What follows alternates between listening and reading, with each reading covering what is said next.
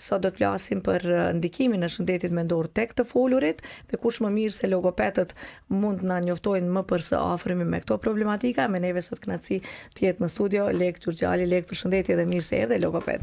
Po, përshëndetje edhe një herë dhe faleminderit shumë për ftesën. Po vjen keq që nuk kam arrit me e bo më herët këtë emision, mirë po është e shpreha ma mirë vonë se kur. Kjo është kënaqësi, për ndryshe edhe siç dëgjueste rregullt e din, por ata që po na dëgjojnë për herë të parë, unë ftoj që ta pëlqejnë faqen tonë zyrtare në Facebook dhe në Instagram Radio Kosova, edhe ta bëjnë subscribe kanalin tonë zyrtar në YouTube, nga se në frekuencat e radios jemi drejt për drejt kudo në botë, por sa i përket edhe me na po, mundën videon e gjejnë të publikuar në orët e pasdites në YouTube tek Radio Kosova, klikoni tek video dhe të gjitha emisionet i keni aty, edhe këtë emision që do e flasim sot, qoftë ju edhe që po thoni për momentin. Një falënderim i veçantë edhe për diasporën që është çdo herë me neve, duke na dëgjuar përmes internetit në www.rtklive.com. Atëherë Lek, mirë se erdhe sërish, besoj që ky shi s'po ndikon tek humori yt apo njerëz. Zakonisht të ndikon, me tregu drejtën se nuk e kam shumë në qef shiun ashtu, po do të thonë s'ki çka mi bë. Lek, çfarë është profesioni logopedëve? Çfarë bëjmë logopedët? Tash nashta është një fjali që thonë krejt logoped sa bëhet jo pyetje, do të thonë logoped jam përgjegjës për identifikimin, diagnostifikimin dhe trajtimin e çrregullimeve të komunikimit. Pse më ka e them specifikisht të komunikimit dhe jo vetëm të folurit, pasi që logopedi është ai që është përgjegjës jo vetëm për pjesën e të folurit, por për pjesën e të kuptuarit pjesërisht, pjesën e shkrimit pjesërisht, do të thonë çdo komunikim qoftë ai verbal ose jo verbal, logopedi është ai i cili është i kyçur në atë proces dhe rrjedhimisht mundet me ndihmu në ato. Po, pra dhe kjo është shumë e rëndësishme, sidomos kur bëhet fjalë për fëmijët, për moshat e hershme, nga se në shoqërinë tonë jemi të prirur edhe të vëmë vetë emër në secilën problematikë që e shohim tek të vegjëlit apo tek fëmijët tanë, jo dikush fol më vonë, jo dikush më herët, qoftë edhe ndoshta kur e shet që ka një problem, nuk dëshiron me e pranu edhe e lën pak më gjatë, ku besoj që mundet edhe me u vështirësu. Si mundemi me identifiku, me e pa që fëmiu ynë ka problem me komunikim, me cilin do lloj komunikimi qoftë, dhe prej cilës moshë të tyre fillon kjo? Tash është me thonë një gabim i shpesh që ndodh prej prindve është ajo që fillojnë mi krahasu fëmijët. Për shembull, njëri fëmijë ka fillu pak më herët me fol, njëri po fol më vonë, edhe është gjithmonë është ai shqetësimi pse njëri kështu e tjetri ashtu. Domethënë një gabim është ky krahasimi që bëhet mes fëmijëve të familjes, kojshisë e tjera për asi. Një zgjidhje e mirë që ka qenë për këto është edukimi edhe intervenimi i hershëm. Qysh kishte qenë mënyra më e mirë dhe më praktike që mu bë kjo, kishte qenë përmes vizitave sistematike, qoftë në këtë rast prej qendrave të mjekësisë familjare që i kanë kriju, domethënë edhe ato ekipet mobile që me qenë i përshtim edhe logopedi, ose në anën tjetër domethënë përmes qerdheve edhe kopshteve, ku po domethënë kish mujt me pas vizita sistematike çdo 3 muaj ose çdo 6 muaj. Në Kosovë këto ka vizita të tilla apo çalojmë në këtë pjesë? Kopshte, domethënë fatkeqësisht në pjesën e arsimit ose edukimit, logopedia si profesion dhe logopedi si profesionist nuk është edhe aq i rregulluar dhe nuk ka një bazë ligjore të saktë që ja kallëzon domethënë obligimet, përgjegjësitë e tjera, edhe andaj edhe nuk ka vizita sistematike. Vetëm herë kur këto ndodhen, është domethënë qoftë në një iniciativë të organizatave që kyçen domethënë në këtë pjesë, ose me një iniciativë të kopshteve në shumë të raste private, që si më thonë angazhojnë një logoped dhe mandej ai kryen ato vlerësimet, edhe kjo pjesa e vlerësimeve është shumë e rëndësishme, shumë shpesh e përmeni që nuk kushton kur gjë për me bëni vlerësim. Edhe kjo pjesa e vlerësimit është shumë e rëndësishme sa më herët që bëhet. Prej cilës moshë mundemi me vret këto tek fëmijët? Po domethënë tash kjo për me vrejt, apet nuk isha dashur të fokusu shumë te kjo pjesa e moshës, se çuçi për mëna çdo fëmijë është një individ, edhe çdo individ ka atë zhvillimin individual. Domethënë në rast po, a mundemi për shembull me thonë se ndonjëherë themi që është herët me u vrejt për moshës 1 vjeçare ose jo me do e mos, apet po domethënë nuk po duam nu lidh shumë te kjo pjesa 1 vjeç, 2 vjeç, ka shumë më shumë rëndësi që thjesht me qenë prezant në jetën e fëmijës dhe me qenë domethënë aty afër për çdo gjë që ajo ka nevojë. Është e rëndësishme që si prind edhe me qenë të informuar, edhe prandaj kjo pjesa e vlerësimeve ka çat rëndësinë e vet, se jo se cili prind ka kohë tash me shfletu, po domethënë artikuj të ndryshëm edhe zhvillimet edhe asaj, andaj nuk kushton kur që shkenca çdo ditë më shumë zhvillohet edhe ndron kanjëherë, nuk kushton kur gjë se më thonë me marrni një opinion dytë prej një profesionistit fushës patjetër. Dhe kur jemi tek prindrit, e di që ndoshta nuk të pëlqen kjo, po ma merr mendja kjo pjesa me u identifikua po si djali i Hektorit, vokalistit të grupit 403, por ja që je. Dhe e kemi pjesën e këngës. Po gëzona në fakt se qëtarti kanë fillu edhe me thonë a jeti Hektori, baba i lekës, kështu që është kaq. Mundet me na ndëgjuesi, po patjetër babi i lekës. Kështu që besoj që edhe do të ndëgjojmë ndonjëherë edhe me muzikën veç na afto kur keni në fakt kjo pjesa e muzikës kom qenë më aktiv nashta me thonë kur kom qenë në shkollë të mesme, edhe që është i hera vetme që më bjen nashta na shpesh me bo muzikë është ajo kur bojmë me fëmijë, dhe me thonë me fëmijë që i kemi në organizat, edhe kisha dashur nashta edhe me shfrytëzu rast jemi promovu pak. Po patjetër. Dhe me thonë cila është organizata fillimisht? Unë e udhëheq dhe punoj në organizatën Z, Asociacioni i Logopedëve në Kosovë. Edhe në kuadër të organizatës ndër të tjera e kemi edhe një program të fuqizimit ku ofrojmë shërbime të muzikë dhe terapisë papagesë. Po. Edhe kemi disa fëmijë adoleshent të rritur që janë përfitues prej këtij programi. E ku mundën me gjetë ju? E di që e keni më duket edhe në Facebook, në rrjetet sociale? Po, në krejt rrjetet sociale. Krejt rrjetet sociale, organizata Z. Z, Asociacioni i Logopedëve në Kosovë.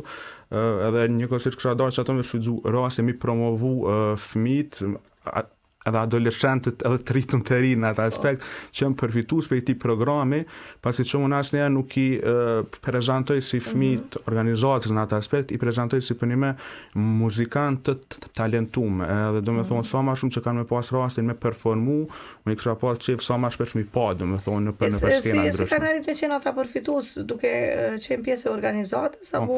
Domethënë në kuadër të organizatës e ofrojmë këto shërbime, tash çush me qenë përfituesi këtyre shërbimeve, domethënë prind interesohen edhe ofrohen fillimisht që me e bëj një vlerësim, edhe në momentin që ne e shohim të arsyeshme që ai fëmijë mundet me përfitu prej një shërbimi specifik, qoftë muzikëterapi, artterapi, logopedi, po domethënë na e tregojmë edhe në momentin që kemi hapësina të lira, domethënë edhe e shtojmë në atë pjesë. E tash po i kthehem kësaj shëndetit mendor tek të folurit. Çfarë ndikon tek në përgjithësi të gjitha këto ndryshimet e komunikimit janë do të lidhet me shëndetin tonë mendor, me traumat, me përjetimet që mund të kemi përjetuar në moshat e hershme apo edhe më vonë. Kjo pjesa e shëndetit mendor është interesante, është një gamë, si më thonë, shumë e gjerë. Edhe rrjedhimisht me krejt ndryshimet që po ndodhin edhe në botë, edhe në Kosovë, sidomos, po domethënë, po besoj që secili ka një ditë, po domethënë që nuk e ka një ditë të mirë, edhe rrjedhimisht që mundet mu klasifiku, domethënë se me një ditë me shëndet mendor të rënduar në atë aspekt. Pjesa e komunikimit ku lidhet me këto, po domethënë ka aktor emocional, ka aktor social, cilët komplet lidhen me këtë pjesën, domethënë sa i artikulum mundet me qenë dikush, sa rrjedhshëm flet dikush, e tjera. Domethënë janë krejt faktorë që luajnë rol, edhe rrjedhimisht si logoped kur i vlerësojmë, domethënë qoftë fëmijët, qoftë adoleshentët e të rritunit, është e rëndësishme që mi pas parasysh edhe këto komponente me thonë të jashtëm ose aktorë të jashtëm të cilët ndikojnë rrjedhimisht qoftë në gjendje emocionale, në mendore tjera, edhe që rrjedhimisht ndikojnë manera të pjesa të folunit. Patjetër, sepse tek pjesa emocionale ne kemi pa shumë edhe mjek të njohur edhe kur flasin në publik, për shembull që stepen ose nuk mund të flasin në rrjedhshëm, do thotë skuqen, humbin, këto na kanë ndodhur gjithë secilit në përgjith në do të thotë përjashtim prej neve moderatorëve që flasim shumë, sidomos ne të radios, tash kemi filluar edhe me këto pamjet, por është vetë edhe profesioni që të bën tillë. Të njerë e vrej vetën edhe në shpesh që më thonë, o, nalë se veç më vojë. Jo, rrjedhimisht mani është interesant kjo puna e profesioneve si moderator, speaker, këngëtar, janë rrjedhimisht dhe më të prirur mani për çrregullimet caktuar të zërit të marrë parasysh që e përdorin si me thonë shumë më shpesh se sa të tjerë. Fillu telat e zonit dukshëm me u lodh dhe shumë e habitshme kjo për shkak se më pyeti çfarë punon, se dukshëm kanë filluar do thotë me hangër pak vetëm, kështu që nuk është mirë dhe me fol shumë. Po i kthehemi asaj shëndetit mendor. Me atë se çfarë pushet tek organizata yte dhe tek ata të cilët po kërkojnë ndihmë apo kontroll prej logopedëve, cilat janë ato problematikat më të shpeshta që i hasnin në përditshmëri dhe pse ndodhin ato? Në fakt në organizatë shumica e rasteve që si më thonë që na kontaktojnë në atë aspekt qoftë për pjesën e vlerësimeve ose shërbimeve, unë jam i lumtur një anë që janë shumica e rasteve që do të thonë fëmijë të vegjël, që janë moshave 4, 5, 6 vjeç, pasi që edhe intervenimi në atë moshë është edhe më i lehtë një farë forme, mirë po edhe më i suksesshëm. Do të thonë është shumë e rëndësishme unë e përsëris edhe e ripërsëris në çdo moment që muj që identifikimi i hershëm, intervenimi i hershëm ka një shkallë suksesit shumë të lartë edhe rrjedhimisht është shumë i rëndësishëm. Për çdo çure përmendën ashtu edhe në fillim që nuk kthyej ashtu pak, është e rëndësishme që në rast që një prind nuk është ai që vren, po do thonë ndryshim të fëmijëve vet ose nuk shqetësohet shumë për ato, institucionet me qenë ato që obligojnë pak a shumë do të thonë qoftë përmes të vizitave sistematike që me identifiku sa më herët edhe rrjedhimisht me e trajtu sa më herët ato. Më herët ato problematik. Por me aq se çfarë po sheh, cilat janë ato më të shpeshtat, më të zakonshmet, ka diçka që ndoshta është më e shpesht që ndodh tek fëmijët. Po do të thonë në kohën e fundit sidomos është kjo prezenca e teknologjisë. Unë do të thonë nuk jam kundër përdorimit të teknologjisë, pasi që ai ka edhe ato të mirat edhe të këqijat e saj, mirë po si gjithçka, do të thonë edhe ajo duhet me pas një limit në atë aspekt. Do të thonë nuk është mirë që një fëmijë me qenë ekspozuar në ekran për 6 orë, 7 orë, do të thonë se nuk është i stimuluar, edhe rrjedhimisht kur nuk është i stimuluar, qoftë në atë aspektin e komunikimit, po do të thonë unë po fokusohem te kjo pjesa e komunikimit, rrjedhimisht edhe komunikimi vjen mandej ma vonë pasi që fëmiu nuk është të arsyeshme për të thonë me komuniku se është i interesuar shumë në ekran. Edhe për çato gjatë çdo vlerësimit që kemi, domethënë shumica e rasteve që kanë ardhur për vlerësime, është kjo pjesa e komunikimit qoftë që ka filluar shumë vonë, qoftë që nuk po komunikon fare, edhe domethënë ndër pyetjet e para që i bëjmë domethënë sa është fëmia i ekspozuar në ekran, domethënë. Dhe pikërisht edhe dje e kishim këtë bisedë me profesor doktor Mitaj Raskukën që tregoi që do thotë pikërisht ky përdorimi shumë i rrjeteve sociale dhe i teknologjisë në përgjithësi po ndikon shumë negativisht tek të rinjt tanë, ku edhe u habita nga fakti që kishte ndikim edhe për gjëra tjera, pastaj si në përdorimin e duhanit, përdorimin e qetësuesve, ku ishim të të renditur në botë për përdorimin e cigares edhe përdorimin e qetësuesve sa i përket të rinjve deri në moshën 15 vjeçare. Dhe ky fakt vërtet është për t'u shqetësu. Uroj dhe shpresoj që edhe do të mirë masa nga gjithë ministritë përgjithëse që janë për përmirësime qoftë në shkolla, aktivitete të ndryshme, sepse siç po e tregoni edhe ju logopedët, që ka shumë ndikim edhe përdorimi i shpesht i teknologjisë. Do thotë po e vreni që kohëve të fundit më së shumti vinë me këto problematika për shkak të ekspozimit të shpesht të do të thonë çka më gëzon mani në anën tjetër është ajo që kohët e unit avokimi edhe informimi i prindve është më i madh, edhe rrjedhimisht e kanë interesim më të madh me dërgu dikun fëmin që thjesht me vlerësu.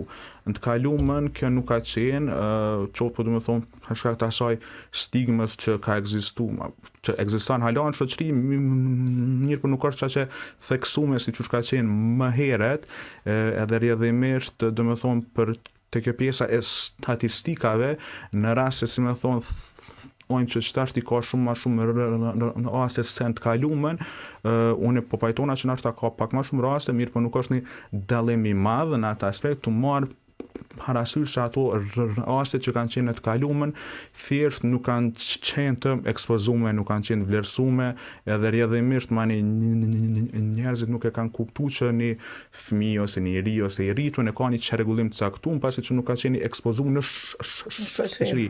Andaj është një hap shumë i rëndësishëm që e marrin prind edhe që i ekspozojnë fëmijët, që i integrojnë fëmijët, pasi çdo fëmijë, çdo i ri, çdo i rritur pavarësisht çfarë çrregullimi e ka domethënë një drejtë që me qenë pjesë shoqërisë. Andaj si profesionist ose si organizata çka mundem me bo ose me kontribu në këtë drejtim, është domethënë me hap rrugë edhe me ofru domethënë sa më shumë promovim, sa më shumë ekspozim, edhe rrjedhimisht me ndihmu domethënë që një fëmijë i ri i rritur që ka një çrregullim të caktuar, me mrim u integru në shoqëri, me pas një rol të caktuar në shoqëri. Dhe kjo integrimi në shoqëri është shumë i rëndësishëm.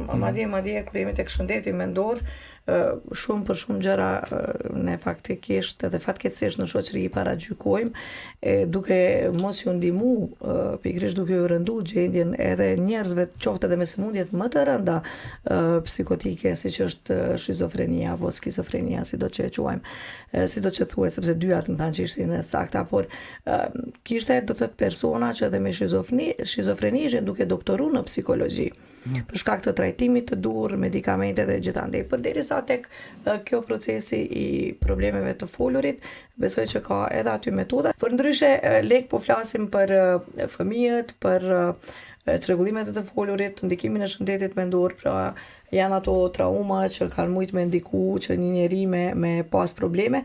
Ka edhe të tjera, do të thotë fëmijë që kanë predispozita, ndodhet dhe trashëgimia apo nuk luan rol kjo? Po, do të thonë ky aspekti gjenetik është gjithmonë, si më thon, prezent jo në të gjitha çrregullimet, por në çrregullimet caktuara është, domethënë, edhe është shumë e rëndësishme që gjatë një vlerësimi kur e sheh një fëmijë për herë të parë, me u interesu për etiologjinë e fëmijët, edhe mirë po edhe etiologjinë e familjes, domethënë a ka pas raste në familje që kanë fillu me ma vonë, a ka pas raste në familje që kanë pas në çrregullim të caktuar, qoftë komunikimi, qoftë tjetër, domethënë është e rëndësishme me pas parasysh në këtë aspektin gjenetik. Mirë po që përmend edhe kjo pjesa e traumave ka atë rolin e vet që domethënë edhe në rast se nuk ka pas diçka që ka rrjedhë si më thon nga familja, po që ka ndodhur në ndërkohë qoftë humbja e një prindi ose ndonjë, si më thon, ndonjë dëtodhi që ka pas një impakt të madh te fëmiu, atëherë edhe ajo domethënë i lën, si më thon, ato shenjat e veta edhe rrjedhimisht ndikon në këto. Si shkon trajtimi? Si bëhet? Ka raste kur shkon edhe kombinim logoped psikoterapi? Në fakt trajtimi i rekomandueshëm është kjo për raste është jo për krejt, po domethënë për raste ose për çrregullime të ndryshme, unë nashta e kisha specifikuar autizmin për shembull, atëherë trajtimi duhet me qenë multidisciplinar, domethënë logopedi, psikologu, ergoterapeuti nëse ka nevojë, edhe gjithmonë me qenë të përfshim edhe prind. Është një shprehje që unë e them shumë shpesh te prind, domethënë gjatë 24 orëve që i ka një ditë, fëmiu yt është i imi për një orë, po për 23 orë të tjera është fëmia jot, për që ato në rast se ti nuk punon barabart me mu, atëherë domethënë rezultatet nuk kanë me qenë ato që i presim, domethënë në rast se prind heshte dërgojnë dikun fëmijën edhe presin që na me bo, që me thonë, me rekulli, nuk funksionan ashtu. Është e pamundur, do të thotë një orë, me ca po e kuptoj, do të thotë seancat bëhen një orë. Në varet ka do me thonë gjysore, 45 minuta, në orë, në varet krej prej rastit. Edhe në javë, sa herë në javë praktikohet? Apet edhe ajo në varet, ka do me thonë në rastit që kanë nevojnë ashtu çdo ditë, ka rastit që kanë nevojë 2 herë në javë e tjera. Cilat janë teknikat që përdoren tek këto seanca? Të kjo pjesa seancave, që kam pëlqen shumë, do me thonë, puna pse e bëj, ose çdo ditë është ndryshe. Do me thonë, kur shkoj në zyre, nuk e di realisht, do me thonë, ai fëmijë ose adoleshent ose i rritur që ka me ardhë, në çfarë gjendje vjen. Do me thonë, a ka flajt mira, ka hongër mira, është në disponim ajo, edhe rrjedhimisht krejto ndikojnë, si me thonë që ajo seancë a me qenë produktive, do me thonë, apo me qenë një seancë që ishdo është me e ndryshu pakun e qasjen e tjera. Për që ato puna që e bëj, më duket interesant se çdo ditë është sfidë në atë aspektin që me e gjetë, do me thonë çfarë qasje me pas, edhe realisht duhet që me qenë shumë kreativ në atë aspekt. Do me thonë kreativiteti dhe qasje kreative është shumë e rëndësishme që me pas, do me thonë, sukses në trajtim, pasi që në rast se me një fëmijë caktum ose me një adoleshent caktum ka funksionu një metodë, nuk do me thonë që ka me funksionu edhe me tjetrin. Edhe rrjedhimisht mandej këtu e ka rolin kryesor që ai kreativiteti ose gjendshmëria e profesionistit që me provu gjana tjera që për hera s'ka rëndësi dhe rrjedhimisht që indikojnë mandej do me thonë që me pas progres. Po, patjetër. Për ndryshe i përmendëm fëmijët, më tregove dhe kur ishim gjatë këngës që një fëmijë aty në organizat ka shprehur një dëshirë, cila ka qenë kjo? Do me thonë në kuadër të programit të fuqizimit që e përmena, na paka shumë i kemi identifiku fëmijët edhe i kemi identifiku çfarë prirje kanë ose çfarë talente kanë. Andaj edhe na mundohemi rrjedhimisht që mi hap këto rrugë sa më shumë kudo që mundemi, që këta me mri me si me thonë, mu identifiku në çat fushë shumë më shumë. Njëri prej fëmijëve që e kemi e ka do me thonë një talent vërtet për prezentimin, edhe në fakt në çdo aktivitet që e kemi si organizat, e ftojmë ata me prezentu, do me thonë ai është ai ai moderon. Ai e moderon. Edhe që 2 vite e ka një dëshirë, një kërkesë, bile vjet për një qershor, këtë kërkesë e ka prezentu edhe në RTK, do me thonë, që është me udhëheq festivalin e këngës. Wow, sa vjeçar është? Është 10 vjeç ose 11, ashtu nuk jam shumë i asi, mirë, po do me thonë të kjo pjesa e prezentimit, unë jam shumë kritik në atë aspekt, do me thonë se nuk kom qef me ja bo qefin as prindve as fëmijëve, andaj të kjo pjesë thëmë me siguri që të pjesa prezentimit edhe e moderimit, a e bën një punë të mrekullueshme, bile një përgjigje nga televizioni? Fatkeqësisht jo, po shpresat i kemi për si vjet, në ashtat e këshyrim të ashtë, do me thonë, në rast se i kemi edhe shtyste e duhur. Do e marim seriozisht bashkarisht që dhe ashtujem këtë fëmijë, paktën ta ketë një pikë gjatë festivalit, edicionit të 4 që do të vije këtë vit, në fund të vitit, por unë do e ftoja nëse ai ka dëshirë, cilën ditë ai është i lirë javën që vije, të vjetë ta bashkëmoderojmë një emision për një orë, kështu që le ta zgjedh kur është i gatshëm, kur munden fëmijët me prindrit me e sjell, të përgatitemi pak para emisionit dhe një emision do e moderojmë bashkë, kështu që kjo është për një ashtu një nisëm shumë e mirë, po do me thonë edhe kjo në fakt e qetë edhe më pak që objektivën finale të programit të fuqizimit që e kemi. Do me thonë, prej klasës, prej zyrës ku punojmë ashtu me ta, javën tjetër kom e qenë këtu për shembull. Javën tjetër ku do që ajo është i gatshëm cilën do ditë. Shumë me irën atë aspekt. Vetëm një ditë përpara më lajmëroni edhe takohemi bashkë pakës orë para emisionit. Edhe do bashkë moderojmë bashkë, që po e bëj publikisht edhe ftesën me shumë kënaqësi të e pranojmë pasi që edhe ka dëshirë. Dhe jo vetëm ai, por të gjithë të vegjëlit tanë, apo të gjithë edhe studentët të cilët janë në fushën e gazetarisë, ne jemi të hapur si RTK Radio, po flas për pjesën e radios, edhe unë si moderatore e gatshme për mi ndihmu studentë ri, por edhe fëmijët, talentët që kanë ëndër për me shku në këtë rrugtim edhe me sprovu vetëm pse jo. Kështu që besoj që do e kemi gjatë javës. Leka shpejt po kalon koha, jemi në pjesën e fundit. Doja dija që në Kosovë, vite përpara, edhe kur kemi qenë ne të vegjël edhe para luftës, nuk është ndëgju shumë, nuk është folur shumë për logopedët. Kanë qenë shumë të pakt, shumë të radhë logopedët në Kosovë. Tashmë ka një numër. Mendon ti pasi që edhe udhëheqjet dhe organizatën asociacionin e logopedëve mendon që ka mjaftueshëm tashmë logoped në vendin tonë për aq edhe sa ka kërkesa te këto problematika. Në të kaluamën, po do të thonë pse na s'kan qenë shumë të përfshim, është që profesioni është njoftë dhe është përfshin në kuadrin e një profesioni tjetër, që ka qenë defektologjia, që si lami ose si shkencë, ose si profesion, nuk ekziston më, po do të thonë në asnjë shtet perëndimor në 20 vjet e fundit. Ose kjo është një term vërtet i stigmatizues është. Po, defektolog do një defekt. Fatkeqësisht në Kosovë ekziston hala. Ekziston. Fatkeqësisht në Kosovë është hap një konkurs për një defektolog. E kush kontrollon defektolog? Po janë rastet e njëjta, domethënë këto të logopedëve që asi.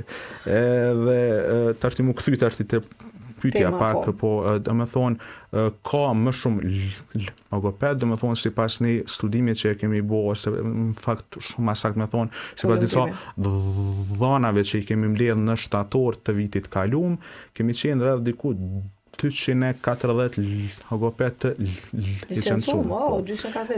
Pjesa tjetër që nështë është shqetësuese është që ma pak se 1% ose në fakt ma pak se 10% e këtyne janë të angazhuar në institucione publike. Do të thonë shumica e këtyne janë të shpërndarë në sektor privat, që rrjedhimisht ofrojnë shërbime me pagesë, edhe për shumë prindër shumë e vështirë me pas çështje në një shërbim tillë. Janë të kushtueshme, është kosto e kushtueshme, sa është një seancë? Definitivisht. Nuk e di sa shkon çmimi të marr parasysh që në organizati ofrojnë krejt shërbime me pa pagesë. Po thotë që organizata juaj është pa pagesë. Po. Do të thonë krejt shërbime që ofrojnë në organizata, sepse që nga vërtet janë ndihmë shumë madhe për. Në organizatën tash i kemi kaluar në hapësirën e re që është afër rrugës C. Edhe kemi, çato po them, gjithmonë kërkesë enorme në të me thonë atë aspekt. Rruga si afër kujt është lirësh mundësh më përmend pasi që rruga Uksin Kovačica, kështu saktësisht po më thonë për atë. Edhe kemi shumë interesim po do të thonë për këtë pjesën e vlerësimeve, trajtimit e tjera, saqë edhe komplimente pasi që shërbimet janë pa pagesë, një ndihmës një punë shumë të madhe. Çdo shërbim është pa pagesë, çdo shërbim ofrohet për një profesionistit të licencuar, edhe rrjedhimisht po do të thonë na e gëzojmë aktualisht përkrajen, po do të thonë të institucioneve që i përkrahin këto shërbime në aspekt financiar, mirë po do të thonë i përkrajen të marrë parasysh që organizata që i ofrojnë këto shërbime e mbushin me thonë një bashllëk i cili i dashur mu qenë se me thonë obligimi i shtetit, do të thonë i dashur me qenë këto institucione pjesë institucione publike që edhe janë, mirë po nuk janë të mjaftueshme. Do të thonë rrjedhimisht organizata kontribuon në çet pjesë që me ofru shërbime pa pagesë. Që mu ndërlidh të pyetja do të thonë që përmena janë dikun rreth 230 logoped, edhe unë jam shumë i lumtur në anën tjetër dhe me e promovu që të fakt shumë në vitin 2023 organizata Z është bo antare e ESLA, European Speech and Language Therapy Association, që është asociacioni më i madh evropian i organizatave të logopedisë. Do të jeni bërë pjesë. Po, edhe në atë asociacion një përveç e përfaqësojmë organizatën, e përfaqësojmë edhe shtetin e Kosovës, ndërsa në momentin e antarësimit, do të thonë në vitin 2023, shteti i Kosovës dhe organizata Z kemi qenë vetëmit antar prej rajonit të Ballkanit perëndimor. Andaj ka qenë një arritje që kisha thonë jo vetëm për organizatën, po për logopedinë në Kosovë, pasi që një antarësim i tillë ka kontribuar manej zhvillimit edhe ngritjes profesionale të shumë logopedëve të rinj, edhe rrjedhimisht ka ndikuar edhe në cilëtetin e shërbimit që ofrohet prej atyne. Dhe pasi që jemi në fund fare, si mundemi me e bind fëmijën, cilën do qoftë mosh për me u konsultu tek logopedi.